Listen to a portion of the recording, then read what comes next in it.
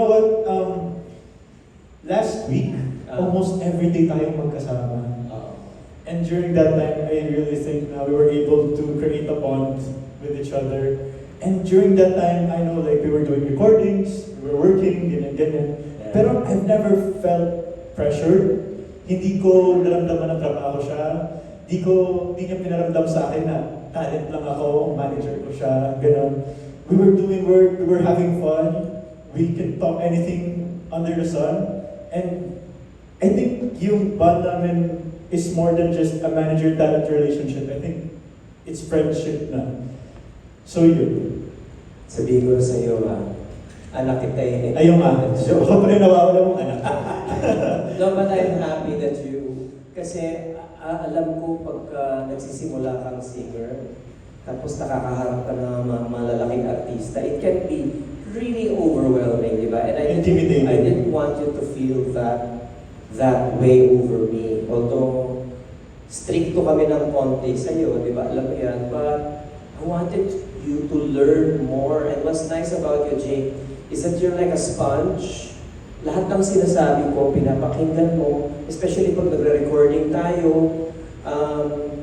Magaling siya eh. Magaling siyang singer, but nakikinig siya sa sinasabi ko. So pag may sinasabi ako, pag nagte-tech ako, nagagawa niya. You know, and it's a matter, there are artists who are really great sponges where papakinggan nila and then they execute. Mahirap gawin yun. And I'm happy. You know, I hope that I'll be able to impart to you some of the things that I've learned, you know, as a singer-songwriter and as an actor and as a model. Yun, I'm happy. Ito, teka, may question pa dito.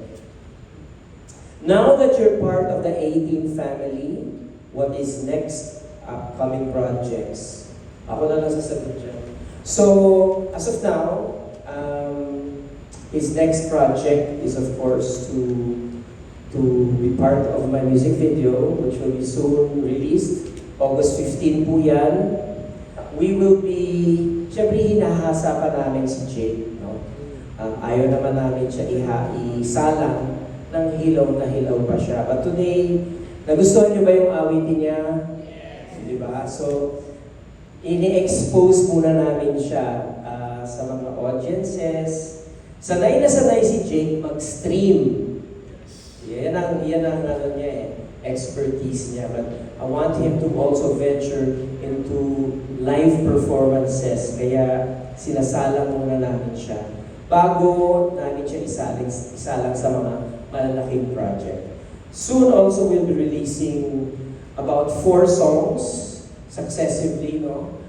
Na-record na yung 3, meron pa siyang i-record na isa. And these are songs that we're very, very excited about. These are songs that pag pinaparinig ko sa kanya, yung nai-excite siya na nagugustuhan niya agad.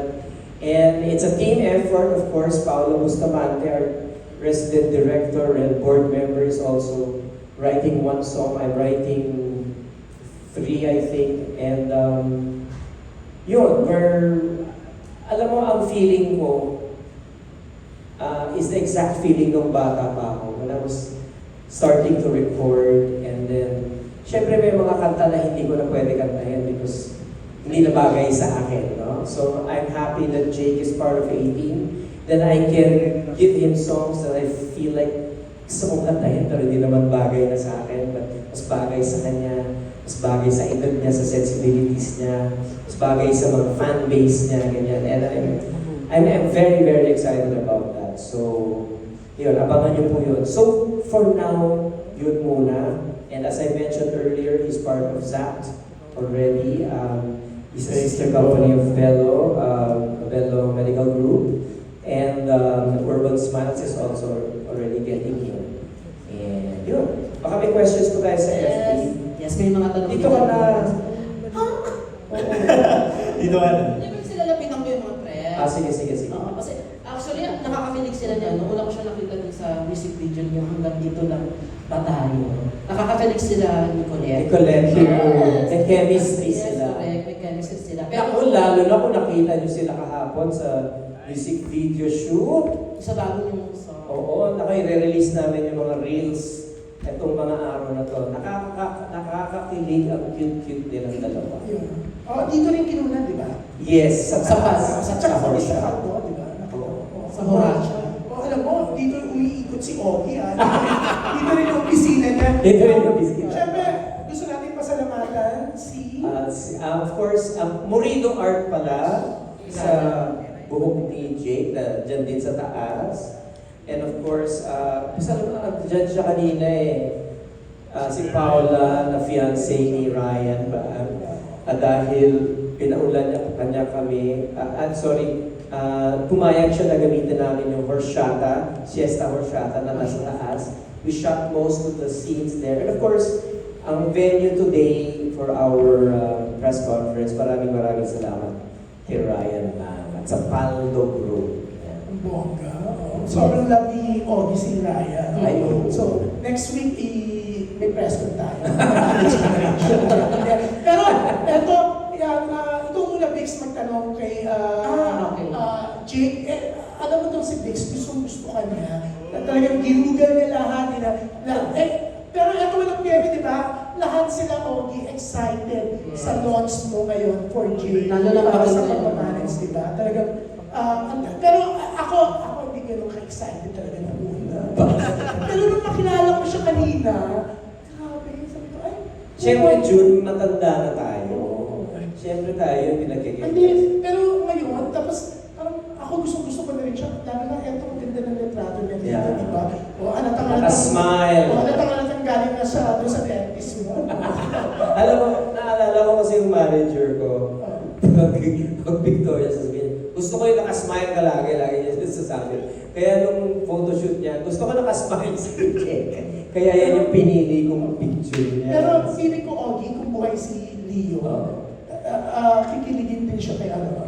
Sa pagkakilala natin kay Leo, baka ang dalawa, Sayang na, hindi baka ka nakilala ni Leo. baka pinag-produce ka ni Leo. Pero okay, eto na, Bibbs, ikot ka. Ikaw muna magtanong, tapos ikot ka. May tanong si MJ Magpori na iniwan ng Sona, ha? Di ba? Pinili niyo si Jake kasi sa sauna. Mas importante pa ako sa Sona, grabe naman. Nakipagsabayan tayo sa Sona. Oo. Actually, yung mga wala sa Sona na senator na sa labas. Ay! Ako! Pero eto na, yan, okay. Bibbs, ikaw muna magtanong, tapos ikot ka. Yes. Sige. Hi, Jake. Hello. Jake, pero bakit sa parking lang ka parating kumakanta? Why not in your room, in your unit? Well, I actually started content creation last year, di ba? So nag-start ako kumanta actually sa gilid ng gym. Kasi wala akong idea how to do contents before. And wala talaga akong idea paano mapaganda yung audio, yung sound, yung video, gano'n. So there's this guy sa TikTok. Pwede mong sabihin yung pangalan? Yeah, he's a Vietnamese-American influencer. His name is Johnny Huy. If you're familiar, he sings sa garahe. And every song niya umaabot ng 10 million views, 20 million. Meron siyang video na 60 million views while singing sa parking lot. And doon talaga ako na-inspire na parang, gusto ko din ng ganito. Gusto ko yung idea. And since then, unang video ko na ginawa is nasa fire exit ako. Kasi doon may echo. So, hindi ko ma-imitate yung garage na covers. So, sa staircase ko siya ginawa, sa fire exit. And until now, yun pa din yung most viral and most viewed TikTok na ginawa ko. Accumulatively on all platforms, siguro mga 10 million, 11 million views siya. So, doon ako nag-start talaga. It's because of Johnny Huy. That's why doon ako sa parking lot always kumakanta. Ang feeling ko maraming mga inspire sa'yo ng mga content creator na kumanta din sa parking lot. Yes, actually madami nagko-comment na gano'n. Kaso daw baka doon paalisin sila, kaya wag na lang daw. We thank you daw from Zap, which is the sister Zap. company of Venom Medical Group. Nanonood daw sila. Thank you so much, Doc Hayden, Laura Vicibello. Shoutout mo ko si Maddie Marquina. Si Maddie. Miss Maddie, Marquina, thank you so much po. And of course, Dr. Vicibello and Doc Hayden. Thank you so much po. Pero paano mo pinagandaan yung music video niyo with Colette? Yung siyempre yung chemistry. Paano mo pinagandaan? Yung una o yung pangalawa? Ito po yung una. Kasi yung unang napanood namin. Yung una kasi parang silang dalawa lang yun. yung director and yung nagsulat ng story, in-explain lang sa kanila, hindi naman sila nag-workshop. Ewan ko siguro may gusto sila sa joke lang. But then the chemistry was there, and I think Colette is a really responsive actress. So, makikita mo yung pain, yung doon, and siguro dahil baguhan itong si Jake, nadala din siya sa acting ni Colette. Itong pangalawa, sabi nga niya sa akin, mas comfortable na siya. Dahil, second project na nila together, at the same time, mas naiintindihan na niya, ito yung gagawin ko. At saka trending yun sa YouTube ng inang araw. Yes. Number 6. Sa YouTube, umabot ng parang 4. Number 4 sa music. Something like that. Yes, trending sa Number 4. Hey, Paula! Yan si Paula. Thank you so much, Miss Paula. So, number 4. Congrats! Pero yung susunod ng tanong, Pero Biggs, may nagtatanong muna, no? Kaya naman ba sa parking lot ka kumakanta ay nagbabalay ka? O taga-balay? May business ka bang balay? Iniisip ko pa lang po na business yun, pero hindi pa po dumadating sa point na mag-negosyo na ako ng budget. Kasi gusto mo magpabalay ni sa Ay, sige po, parang po sa inyo. Sabi mo, bumali ka na rin. Bali. Bali ka na Huwag ka rin. naman magmano sa kanya. Bata pa siya. She's 28. Kasi Ay, ang bata. Bakit wala pang question si Salve? Ito. Hindi. Sige, unahin na muna natin si Salve. Sige. Oo. Yan, Salve. Dali. Kailangan maganda Salve, kasi nakikilala siya, kung nakikita niya rin si Jane, may kakaiba siya nararamdaman. Talaga ba? Kaya, hindi, parang nakikita niya yung pamangkin niya. Wala namang pagnanasa. Ay, Hindi di ka ka. sa atin. Okay. Ang dami na lang sinabi. Sa mga pang-ilang talent mo na Sir June? He's my 4th. I'm sorry. Marami na kami naging talent, pero presently we have 4. He's the 4th. Yeah. Sa mga ilan, continuous siyang pag-handle. Kung nanonood kayo ng Showtime, di ba lagi ako nagjo-joke? May manager ka naman.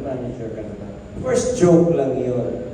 But the truth is, I have spoken to many artists that I felt are so talented and gusto ko i-manage. I don't want to mention their names anymore dahil hindi natuloy. And that's why I always say, it's a fit. Kung talagang tinadhana na ikaw ay maging manager at ikaw maging talent, then matutuloy. And I am so happy that Jake was patient enough to wait for the time for us to really lay the groundwork for him to talk to the people of Mercator, to really fix everything so that we can start fresh, we can start anew, we can start on a clean slate, and then we can begin building, we can start planting. So, to answer your question, Salve, do we really manage talents and are we looking for more? The answer to that is always yes. Always yes. But I think we're a company that looks at character. Like si Lara Maige, gusto lang i-flex si Lara. Lara was part of A-Team since the very beginning. I think 2014, I believe. So we're already on our 9th year. And Lara has remained to be our artist. I'm so happy, 11 years. I'm so happy that, when I saw Lara as a singer-songwriter sa camp, walang nagmamanage, walang kumikilala sa kanya. And I said, sige, magtatayo ako ng company para i-manage ka. And, I was true to my word. And Lara now has her own condominium, has her own car, can spend, and has, she's been able to support herself. And that's something I take pride in as her manager. And for all the others that became our talents, that is always my hope for them that they become financially stable. Kasi at the end of the day, hindi naman tayo pwedeng artista lang dito. Diba? Ang lagi kong tinatanong sa kanila, ano ba ang aim mo? Magkano ba ang gusto mong kitain? Ano ba ang, kumbaga, costing mo buwan-buwan? Dapat ang kinikita mo mas malaki dun sa ginagastos mo. And dami kong sinasabi. But I think it really, at the end of the day, it's a fit. If we see each other as talent manager, that we can help them and they can help us also, then why not?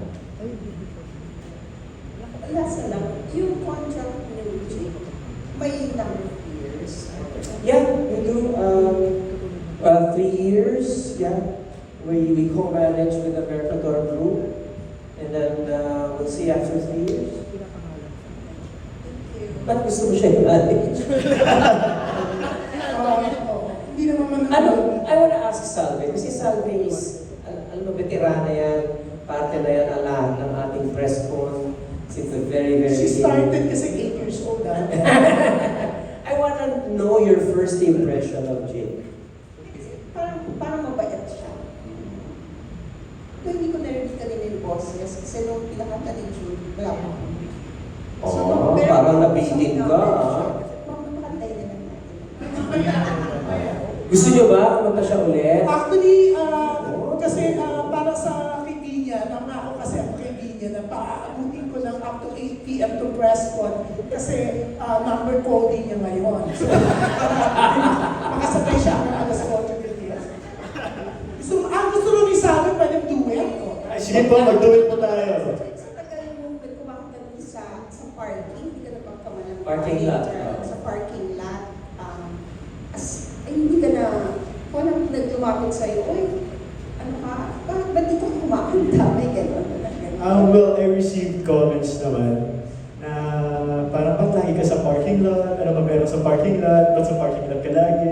Ay, maganda ng boses niyan kasi nasa parking lot siya, ganyan. Minsan, ano din po ako na baka may-ari daw ako ng building, ako daw yung may-ari ng parking lot. So, meron din po akong comments na na-receive na gano'n. Thank you, Ops. Thank you po.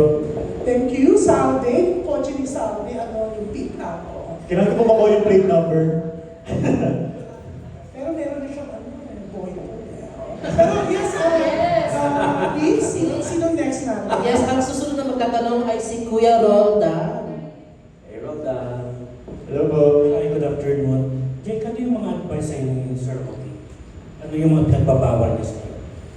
Bawal mag-jowa. Di naman. Well, advice siguro from Sir Ogie is, yung tumatatak talaga sa akin is always be patient. Like, the industry is hard, it's not easy. So, it really takes time to build a career, to build you. Kung sino man ang ipapakita mo sa tao, and for them to see you kung sino ka man. So, it's always about to be patient and to always do your best kung ano ginagawa mo. So, yun. Pinagbabawal. Pinagbabawal? Pero wala naman po siyang pinagbabawal sa akin. Wala naman po siyang pinagbabawal. Okay. Wala naman po pinagbabawal. Wala. At saka alam mo, feeling ko lang hindi ko lang alam kung feeling ko napaka-disiplinado nito eh. Kasi sasabihin niya sa chat group, nakauwi na ako, alas 10 pa lang eh. So, alam mo, nandun lang siya sa bahay, di ba? Hindi ko alam kung gumigimik. Minsan ini-invite namin siya sa mga shows ko, so doon lang siya nagpupuyat. But it seems that he siya gumigimik, hindi siya mag-gimik. So, may disiplina sa katawan. Mukhang ma-workout ka ba? Hindi ko alam. Yes, bro. O, ma-workout pala siya. Sabi ko, may gym ka ba? Kaya pala siya Sa condo lang po. condo. Yeah. Tapos, sino ang showbiz crush mo? Showbiz crush? Showbiz crush. Crush lang naman eh. Crush na naman, di ba? So, someone that I really look up to siguro, since dati pa, since bata pa ako, si Miss Ann Curtis. Bakit si Ann?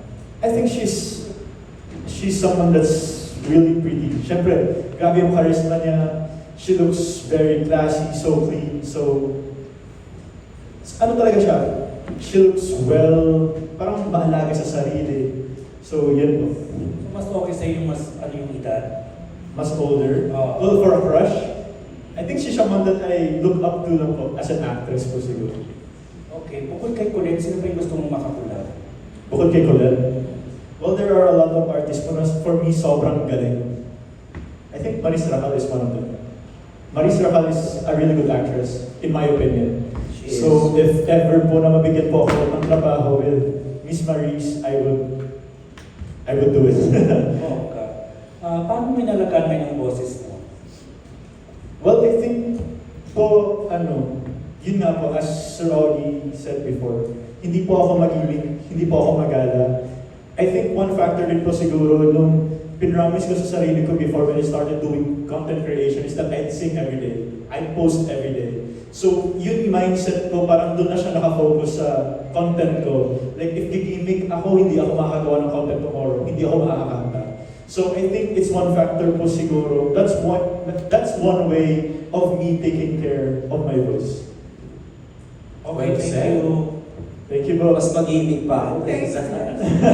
Thank you, Roldan. Eto naman, syempre, si Binya. Before, alam mo, Binya, hindi ka nagtatanong before. May nakulat na. Ay, talaga ba? Oo, hindi nagtatanong yan. Pinipilit pa namin yan eh. Ay, Bakit, Jay? special po ba ako? Grabe naman. Ang dami-dami ko ay meso. Wow.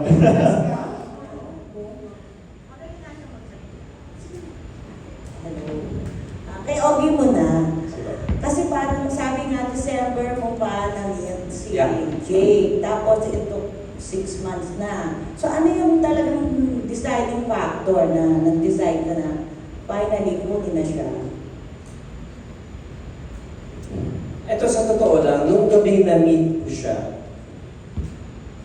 alam ko na merong something about him. Sabi nga ng babae ko, yung maliit na bakla sa loob ko bigla lumabas. There was something very charming about him, and I couldn't really place it. And then when I started talking to him, mabait siya, marespeto and everything. So nung gabing yun, decided na ako nun, I just had to find the right time to really talk to him. Kasi ayoko nung, sige, mamanage kita pero walang nangyayari, di ba? Yung wala ka namang kaplano-plano. So, once in a while, di ba, nagte-text ako sa iyo or sa Instagram kita message. Sabi ko, basta magkita tayo. Until finally, I wanted him to meet the group. Tapos pinakilala ko sa kanila and they liked him. Tapos nag-brainstorm kami ng mga ideas about him. And then we finally asked him. So that was around maybe April, May, Yes, April. something like that.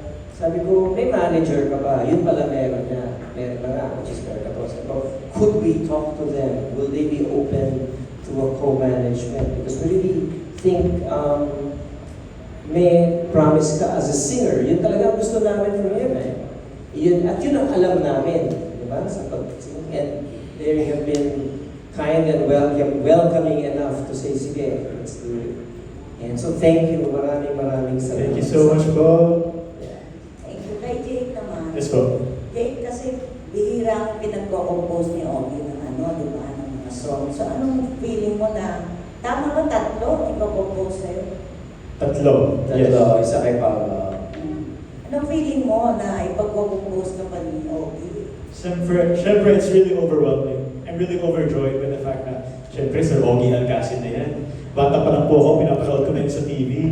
Siya po yung, they are the type of people po na parang hindi ko ina-expect na mamimit ko po talaga. Siyempre, bata ka na, harap ka lang, sila nakikita mo na, ang taos ang galing-galing nila. It's not an easy fit for you to like get to know them, meet them, to be managed by them, and especially to be given a composition by them. So I'm really happy, overjoyed, overwhelmed, and I'm really grateful for Sir Ogie. Yan, thank you. Ano mo, ganun bata pala lang ako, pinapanood ko na siya. Oo, pero eto ha, dalawa sa pinagpipitaga ng TV journalist, TV journalist yan. Walang iba kundi si MJ Malcori, unahin natin from TV5, yes. Hello po. Hi! Hello. Congratulations sa new talent, Kuya Ogie. Nice, MJ. Yes, pero yung question ko, of course, kay Jake. Yes, po. Jake, if you were to be given an acting project, what genre would you want to do right off the bat? And bakit yun? Ano ba yung malalapit sa puso mo? I really want to do rom-com. I'm a fan of Korean dramas, so I've been watching Korean dramas for a long time na. Since nung nagbabarko po kasi ako, when I was working pa sa barko, wala kayong magawa sa barko, as in wala talaga.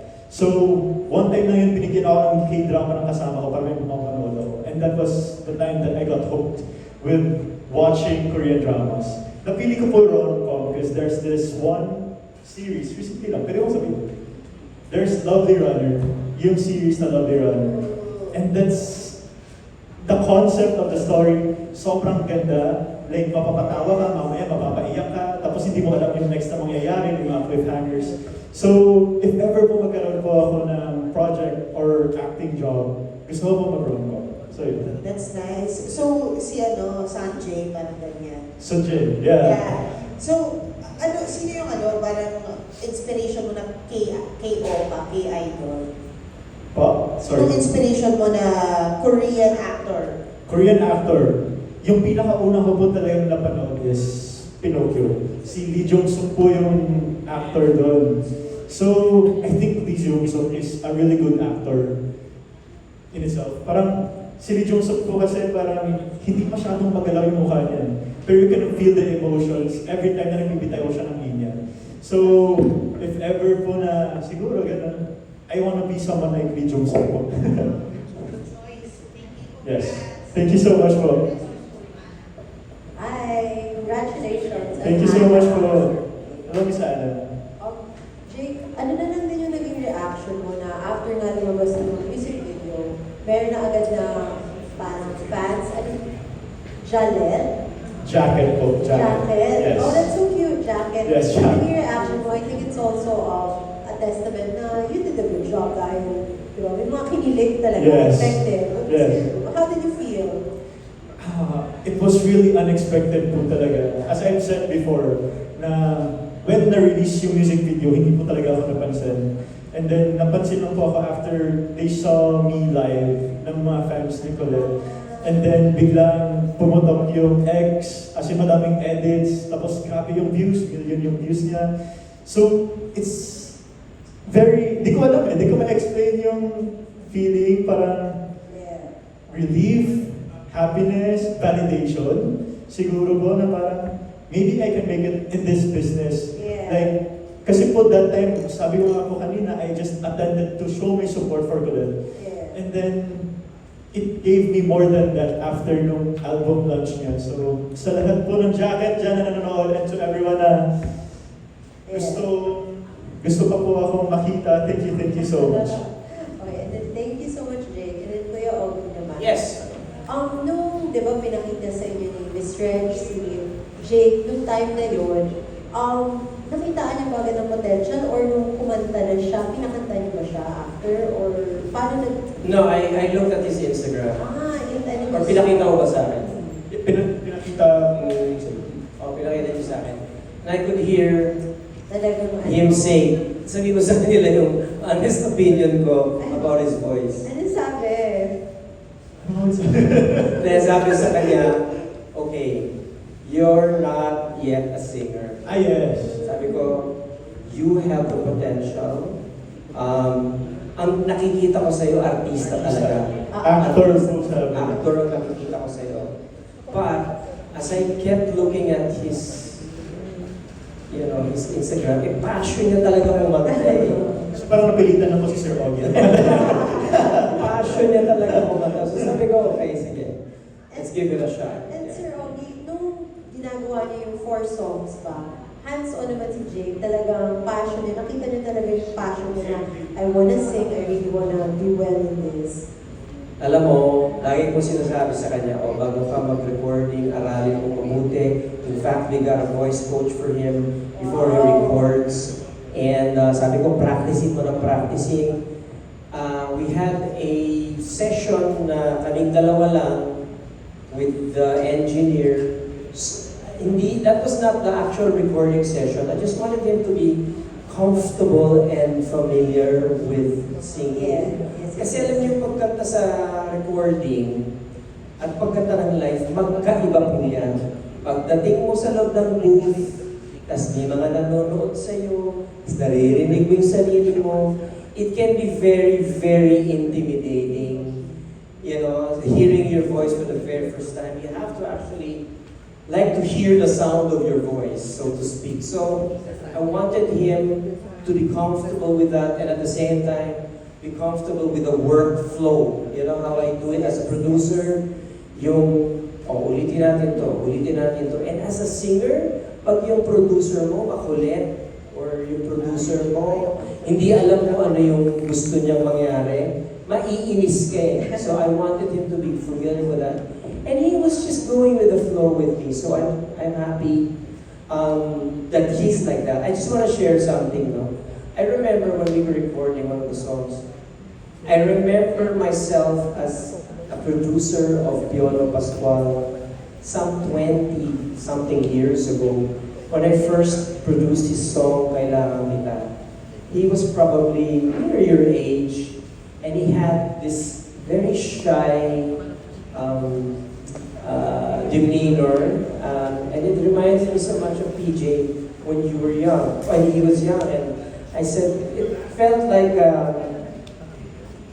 I don't know, like a second coming, like, parang pwede ito maging Piolo Pascual one day, you know, and I'm just so happy and proud to say that first collaboration with Piolo became, I think, his biggest album ever, and if we can accomplish that together, then good. Thank you for your question.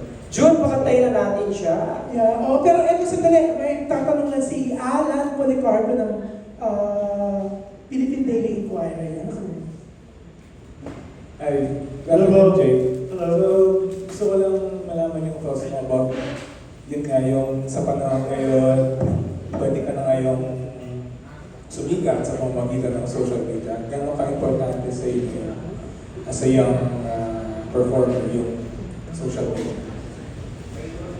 I really think na yung social media, yes, sisikat ka, magkakaroon ka ng followers. But for me kasi, knowing both sides, like the mainstream media and social media, magkaiba po kasi yung meron kang followers at saka meron kang fans. So for me, followers are completely different from fans. Kasi yung followers po, they're always there, they want to see your content, ganyan. Pero fans are different. Fans are people that will fight for you. Fans are the people that will invest for you. People that supports you whatever you do. So, I think social media is a factor. Pero, I really think, iba pa din talaga if you're, napasok mo yung mainstream. Pero yung pag-livestream mo, pagkanta mo sa parking lot, is that something that you would still want to continue parang as a sort of maybe your signature or something like that? Yes, I think I will continue posting pa din. Kasi, syempre sa industry, hindi ka naman everyday may work. Well, some artists, like siguro, na hindi naman everyday may work. I think if I have free time, spare time, I will still continue to do it. Because it's not about, kumakanta naman po kasi ako not because may fan, may magkakaroon ka ng followers, or you have more reach, you have more engagement, baka kikita ka. No, it's just like, I'm just passionate and I'm happy doing it. I enjoy doing it. So, if you ask me after everything kung gagawin ko pa siya ulit, yes po, gagawin ko pa din po siya ulit. May mga parang memorable or funny experiences ka ba while performing sa parking lot? Yes. Pa-share naman kung ano yung mga experience mo. Well, to be honest, syempre sa parking lot, hindi na naman, most of the time, ako lang mag-isa. Pero hindi ko may iwasan talaga na may mga taong dumadaan, taong nakikita ako, gano'n. So there's this one time, most of the time kasi, when I do content, and then someone's there, they will come to like approach me like, ikaw yung kumakanta? Uy, ganda naman ang boses mo, continue mo yan. Like, sila pa nag-motivate sa akin, they still keep pushing me to continue what I'm doing. Pero there's this one time na nagko-content ako, and then someone approached me and says like, hey bro, what are you doing? Ganyan siya. And then I said, oh, nagpo-post lang po ako for TikTok or Instagram and social media. And then parang he was like giving me warnings about social media na, social media is so dangerous bro, you should stop doing that. And then he just left. He disappeared. I think that's one funny moment siguro when I was recording. So yun. Parang wala naman, people looking at you weirdly or parang... One time na kumanta ako, I sang Always, kasi J.O. and Hypen made a cover of Always by Bon Jovi. And after ko kinanta yun, may pumalakpak. Okay. Hindi ko alam saan nanggaling, pero may pumalakpak. So yun. So free entertainment na rin para sa kanila. Yeah, I think so.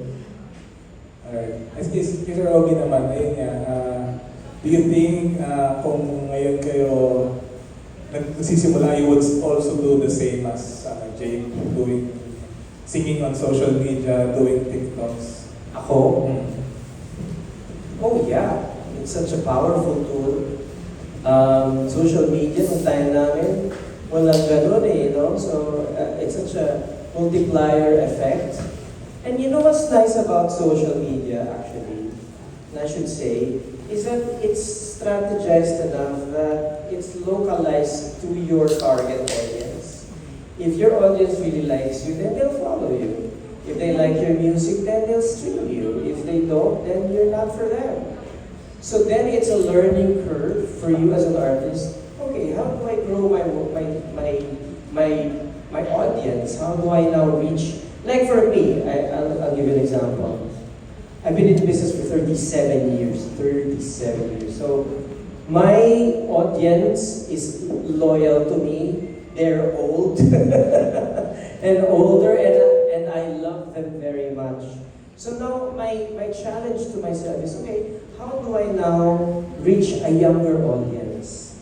And that's something that I have to learn through social media, through the posts, through the new music that I'm writing, how to post them, when to post them, what kind of content should I post. So it's something that I really enjoy. As a 58-year-old, gagawin ko yun. I'm sure if I was younger, I'd be doing the same thing. Thank you. Thank you, Alan. Actually, alam mo, Yes, po. feeling ko, ito first press con ni Jake, di ba? Alam mo ba, almost 38 years ago, sa first press con ni Ogie, invited ako sa Little Greenhouse. Wala nang ngayon yan eh. Sa gilid ng Alfredo. So, di ba? Pero, up to now, nare-remember yung mga tinanong ko kay Ogie, pinag-usapan doon. Feeling ko, after ilang years, ikaw din magiging big star ka, nare-remember ko rin yung mga pinag-usapan. Wow! Sabi ni June Lating yan. Yes. Grabe naman. Parang picture pala niya, okay, kita mo na he's going to be the next most important star. Wow. I love Grabe it. naman. I love it. And you know what? Hindi pa ako nagkamali. Wow. That's Alam mo, manifest eh. ang daming magandang mga comments. Pero eto muna, si Natalie Tumaga, syempre ng Philippine Star, may katanungan din, di ba? Ang bubongga ng mga... Oo nga, grabe, from big. Alam mo, si Natalie, tinanggihan niya Yes. ang press con ng isang kapamilya actor Wow. sa BGC para umattend dito. Ay, grabe naman. Ah. Mas pinili ako. Oo, big star yun. Ay. Kakagaling lang sa London yun, pero Ay, grabe. pinuntahan niya. Nako. Pero sinumbatan ko kasi siya. Kaya pa. Meron pa lang pagbabalata. Yes, Natalie Tumaga. Kasi curious kami sa yung pag-teaser ni Sir. Yes po. So, Jake, I just wanna know, ano ba yung background mo? Like, are you the first in the family na singer? Or meron ka bang musical din? Background? Oo. Well, not professionally. Like, yung family ko po kasi mahilig lang po talaga kumanta. So, at a very young age, I was like 3 or 4, nagkaroon po kami ng karaoke sa bahay. that's why doon po kami nag-start magkakapatid na kumanta. So, my sisters, both my sisters do sing din as well. So, yung older sister ko, yun po talaga yung nagko-contest. Yung sister ko yung nagpo-beauty pageant. Siya yung talagang parang feeling mo dati mag-artista. And I'm not that person po na iniisip mo na dito ngayon sa press con. Kasi growing up, super mahihain po ako. So, with my family po, wala po talaga kaming musical background. Maybe naging passionate lang po kami kasi we enjoy singing sa karaoke growing up. So yun po. Ano yung background ng parents mo? Like, Oh? ano yung background ng parents mo? Nasa business ba sila or ano? No po. So, my mom has been with the media growing up. As far as I know, I came from a broken family. So, my mom and dad are separated. So, nasa mom's side ako. I haven't seen my dad for like 25 years, 26 years, I don't know. So, as far as I know, my dad is a lawyer. My mom was a journalist before. And then she started working abroad kasi meron siya mga anak kailangan niyang pakainin, paaralin. So yun po. Naging OFW po siya. So, anong tingin niya sa the decision mo to enter entertainment, the entertainment business? Actually, she was shocked. Kasi, as I said before, sobrang mahihain po talaga ako. Growing up, hindi po ako masyadong nagsasalita. I don't interact with a lot of people. Like, growing up po, yung friends ko, 2, 3, 4 lang. It's one group for like years na yun lang always yung nakasama. I can speak with other people, pero to maintain a close relationship with them, I think it's hard for me. So, when I said to my mom, gusto ko mag-artista. Siyempre, kakababa ko na ng kwarto noon, kakita lang namin. Tapos sabi ko, gusto ko mag-artista. So sabi niya, sige, if yan talaga gusto mo, support kita. I will not push you into a career na hindi ka masaya. So I'm really happy na very supportive po siya. Good luck. Thank you so much po. Ang bongga ng pagkakasabi ni Natalie, good luck. Oh. Yes. Alam mo, ang daming sumikat na ginudlak ni Ay, ganyan? May magic yung words, no? Ang bongga. Pero alam mo, kanina, bali banggit mo, Jake, 28 years old ka na. Yes. 29. When are you turning 29? This November 14 pa.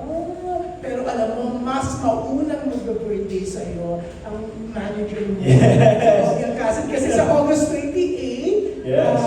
27, sorry. Sa August 27, less than a month na, kasi 28 ngayon. Mag-birthday si Ogie, kaya may pakita kay Ogie. Yes. Kamuning Bakery Copy of Wilson Lee Flores, yan. Kantahin mo natin ang happy birthday. So, ay, ko lang muna, kasi hindi ko na akong boses. So. Happy birthday to you. Happy birthday to you. Happy birthday, happy birthday. Happy birthday to you. Thank you. Ano wilis mo, Ogie? May kinalaman pa sa pagiging manager mo kay Siyempre, no, alam mo, ina-anticipate ko talaga itong press ko ni Jay kasi I'm very excited for you and I'm very excited as a manager as well. So, ang wish ko, mapasikat ka namin, di ba? Yes. With your help and with your help. And Ako no doubt dyan. talaga ba? Gusto mo one day, yung parking lot ikaw may-ari. At lahat ng mga sasakyan doon, sa'yo. Sana, manifest it. Yeah. Pero alam mo, Ogie, no, nakakatuwa na ilan sa mga kasamahan natin dito sa Entertainment Press ang talaga naman mag-birthday at nag-birthday na, Oh, alam mo, si wow. Jean Randiana, kaya makamay siya na nag-birthday, Happy si birthday. Nicky Juan, at syempre birthday sa Wednesday, di ba? Wednesday birthday mo, si Marie Chris Valdez. Oh, Happy Happy birthday! Nakukonfuse kasi ako, ibalik kasi siya sa asawa. Ay, grabe. Balik kong nikasyo lang talaga. So, meron tayong mga pa-cake for them. Yan, Marie Chris, Happy birthday po. Nikki, G, hindi kasi sumagot yung iba, sino pang may birthday. So, iningi ko lang kasi yung kay Wilson Lee Flores. Wala tayong budget for the cake. Yan. Maraming salamat, Wilson Lee Flores of Kamuning Bakery Cafe. Agape, yan, syempre, kasalukuyang pinipilaan ang Pang de Nora, yan. At So, yan, June, happy hatiin ko lang may dumating tayong board of director ng A-Team, si Jojo Flores, at saka yung anak ko si Cody. Ayan, nandito sila for support. Gusto nila. Kantahan mo naman sila natin, Jojo. Happy birthday to you. Happy birthday to you. Happy birthday, happy birthday. Happy birthday to you. Happy birthday po. Actually, alam nyo, eto, mag-i-end na po natin ang Q&A, pero Ogie and Jake will stay po para sa mga gusto mag-interview kasi masyado na pong mahaba ang ating FB Live.